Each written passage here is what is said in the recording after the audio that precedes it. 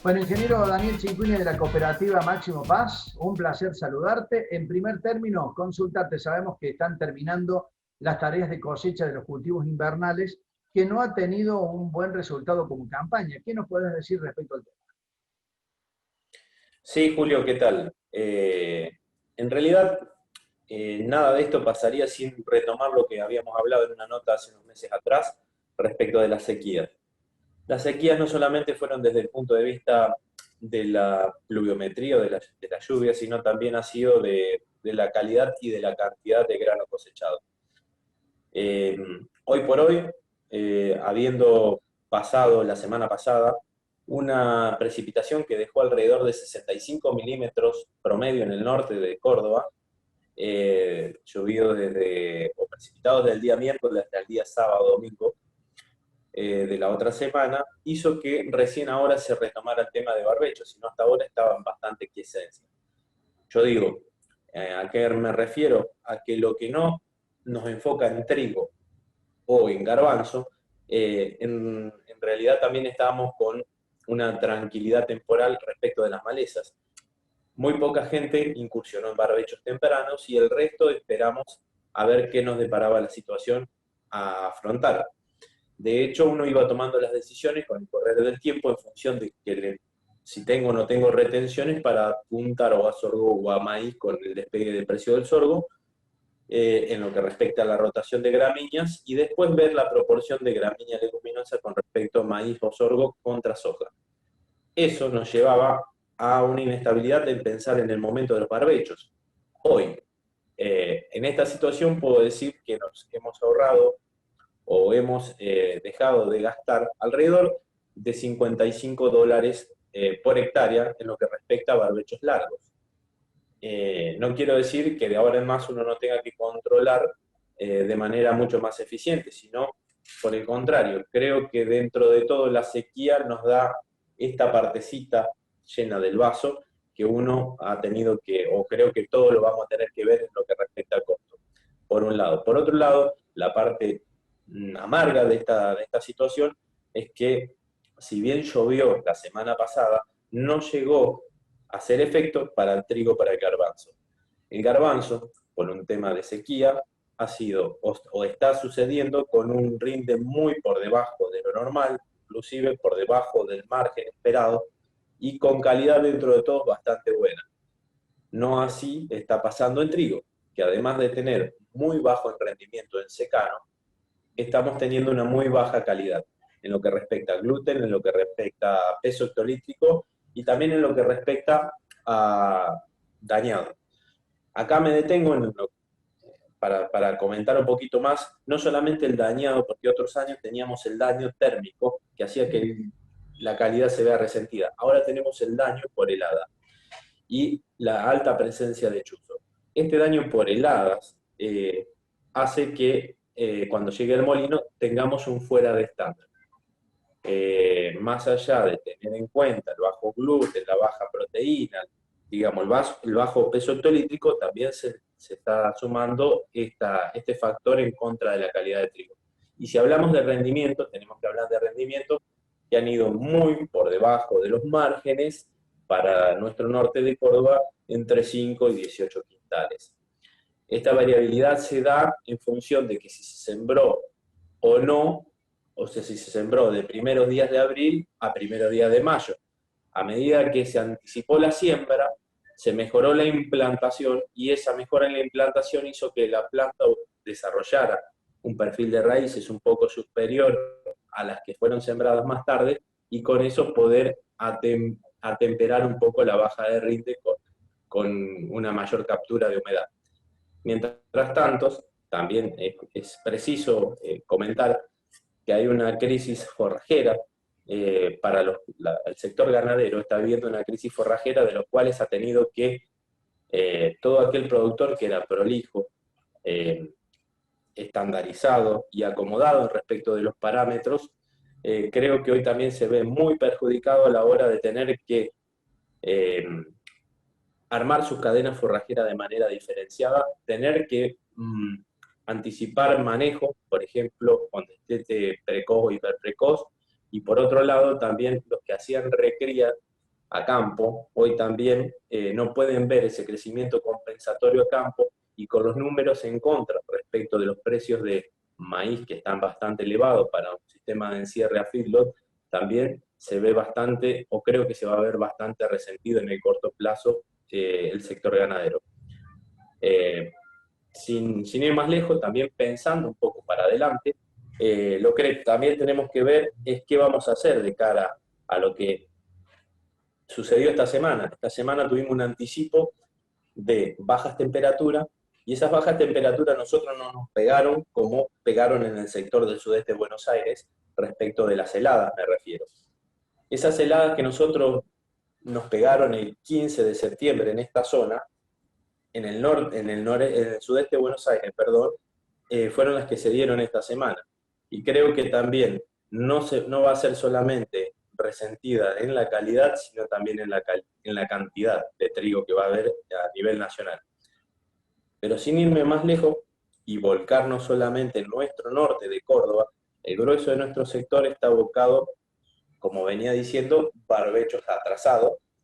Creo que también la mayoría hemos aprendido en función del año muy seco del año pasado para querer obtener un rinde más o menos estable, retrasar en forma desmedida prácticamente a lo que veníamos estandarizando en nuestro concepto o en nuestro paradigma de hacer las cosas, y desplazar esa fecha de siembra y atrasarse.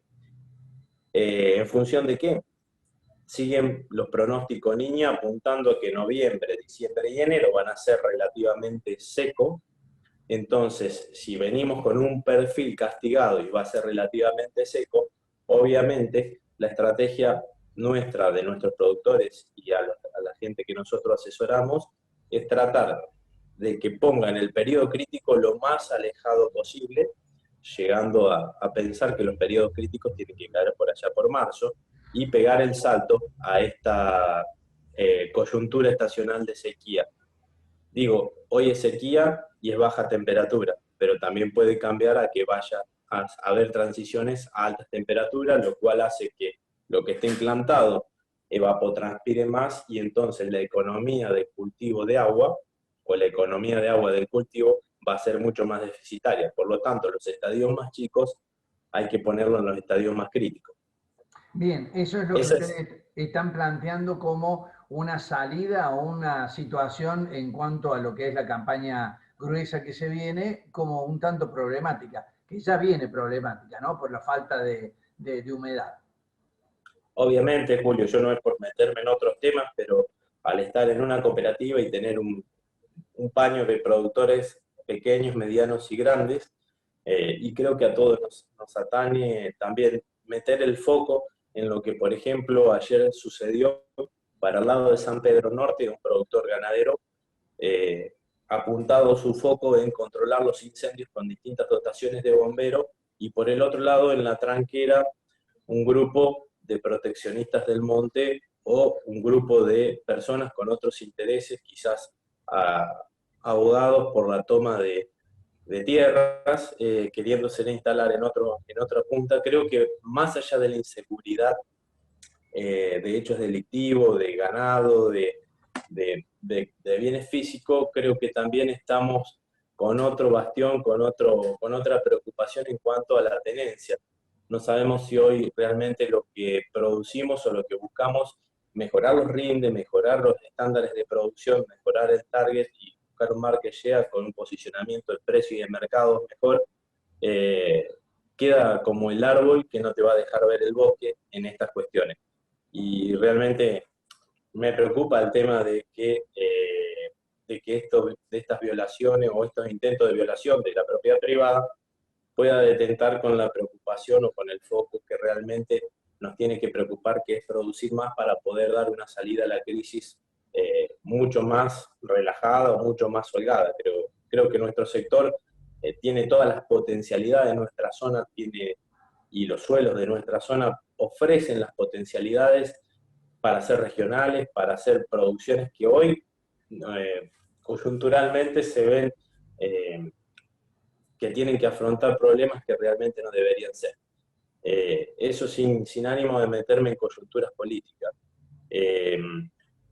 Estamos hablando a nivel de INTA situaciones que o sea, porque uno busca cuáles son las alternativas que pueden hacer que la zona sea estable para pequeños y medianos productores, para grandes productores, y creo que una de las alternativas y las salidas es apuntar al riego subterráneo.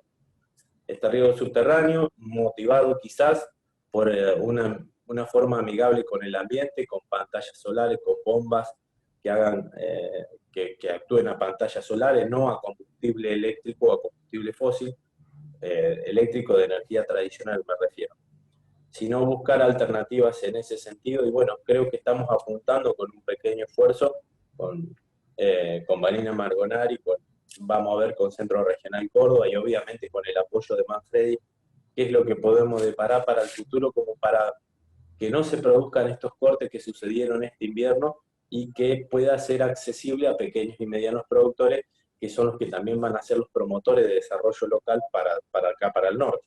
Bien, lo último, Daniel, ¿cómo visorás lo que se viene? Ya dijiste que están tratando de sugerir, a partir de ciertos manejos, encarar la campaña gruesa. ¿Cómo ves esta temporada?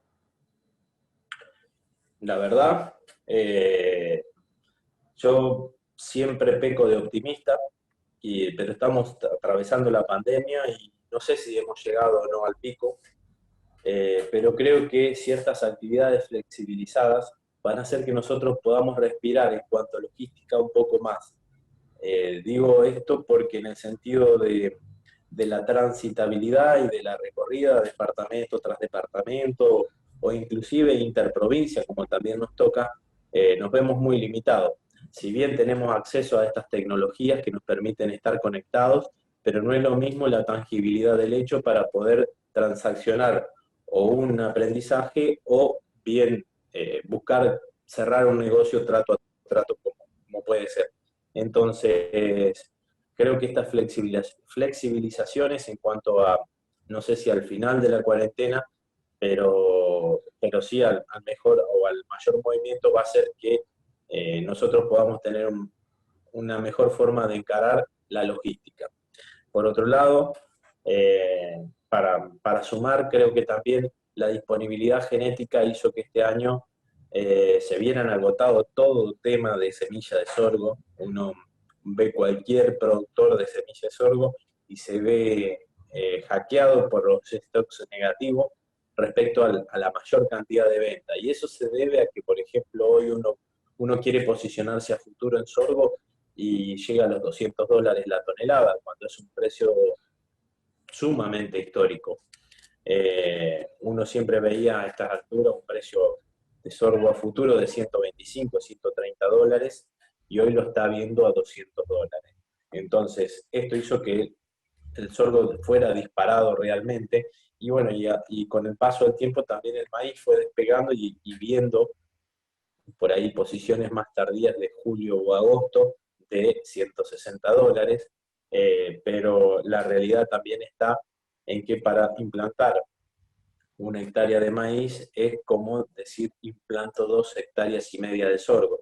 Entonces, los costos de producción son distintos y bueno, por ahí uno apunta más al maíz en cuanto busca una potencialidad de rinde superior, pero obviamente apuntando a tecnología y reforzando el manejo, en años como este pasó a ser una de las alternativas que hizo que los semilleros por ahí tuvieran el jaque de disponibilidad de semillas. No así pasa con la soja. Los productores que siguen sembrando soja y por rotación obviamente, que es lo que manda, porque cuando uno cierra un alquiler o cierra un posicionamiento de mercado, siempre por lo general hace referencia a soja y o sea, es la vedette infaltable en cualquier o sea, moneda de cambio, vamos a decir.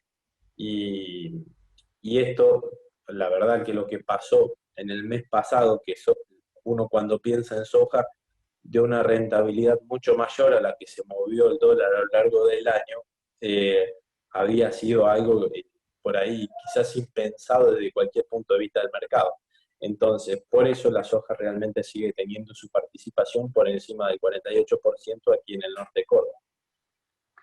Perfecto, Daniel. Muchísimas gracias por esta comunicación. Un fuerte abrazo y seguramente ya se normalizarán la situación como para que podamos visitar a la cooperativa Máximo Paz y el excelente trabajo que realiza de la mano de los productores. Un fuerte abrazo. Muchas gracias, Julio. Saludos para vos y para toda la audiencia, como siempre.